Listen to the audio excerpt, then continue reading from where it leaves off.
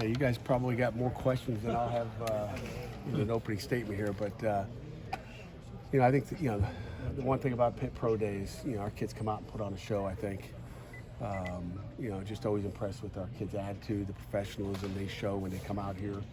I love the fact that we had a bunch of our guys come out. DeMar, Dane Jackson, and Jason Pinnock come back to watch their brothers. I think that's so impressive. Like, they didn't have to do that. Like, why did they come back? It's family. It kind of just shows you, how our guys act, and they want to come see them, work out just for a pro day. But a lot of great performances out there today, and I'll let you guys ask me some questions about pro day. Is this one of your favorite days of the year? No.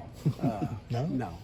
Game day is the favorite, days of the year, but I enjoy it. It's like when it gets here, you're, just to see all these coaches. It's almost like a reunion with some of the coaches in here. They come in and visit. Jeff Stoughton, I've known for a long time. Aaron Cromer, O-line coach for the Buffalo Bills. We were GAs together, so it's a little bit of a reunion. Those guys trust you as far as just who our players are. But no, it's every day is a favorite day. I've never worked a day in my life, Jerry. So, but game days are the favorite. Is it a reflective day at all, where you say, like, Cradle was here 6 years, look how far he's come to now be able to do something? No question about it. And you think about these guys helped us win an ACC championship. A lot of them, not all of them, obviously, but it is for sure. You watch how these guys grow, and there's hugs out there. When they're done, it's like it's their last workout here at Pitt. Really, it's the last opportunity. We met yesterday as a group just to get them all, make sure their minds were right and they're ready to go, and they got everything they need. So it's like it's like you're walking them to that bus stop, the last bus stop. So it's fun. Pat, when we talk to draft experts, a lot of them are talking about Bub Means as rising stock. What do you think that if people don't know enough about Bub Means, what do you think that people are learning now? Well, he's big and fast, and I think maybe the one thing people don't know about Bub Means is that he is a joy to coach. And I think there's so much. There's a lot of guys that can run out there. There's a lot of guys that can block, and a lot of smart guys out there that will know what to do. But you want to coach guys that are that they enjoy the game and they come to work every day and they got a smile on their face. And when I go on the road recruiting, I'm looking for a smile, and sometimes they smile, and then when they get there, they don't smile.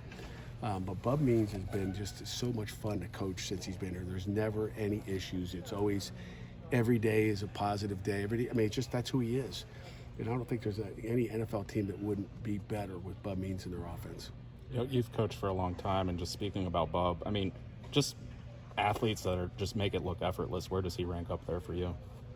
He's up there, and again, he's a big athlete. He's a big one. You look at Tyler Boyd; he was so smooth and athletic, and but Bub's one. We call him a monster receiver. There's burners and monsters.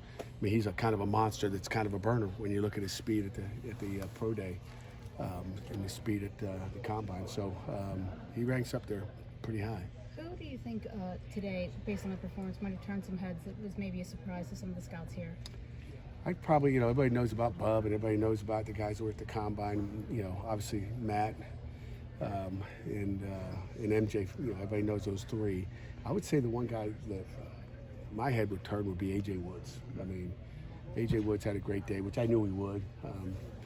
And again, some guys are pro day guys out here. They can run around the cones really good. But if you look what he did out here today, and then you go back and put the film on, AJ Woods is a good football player. You've had a lot of defensive backs drafted recently, and thinking back, Jason Pinnock didn't get a combine invite. Can you see that with AJ Woods possibly? No question about it. AJ Woods, has got a really good chance of getting drafted. I think people would be crazy not to draft that guy, especially with all the success we've had, in our secondary. So, I'll be looking for his name to be called on draft day. The press man that you guys play here, that helps some of these guys as they go to the next level, doesn't it?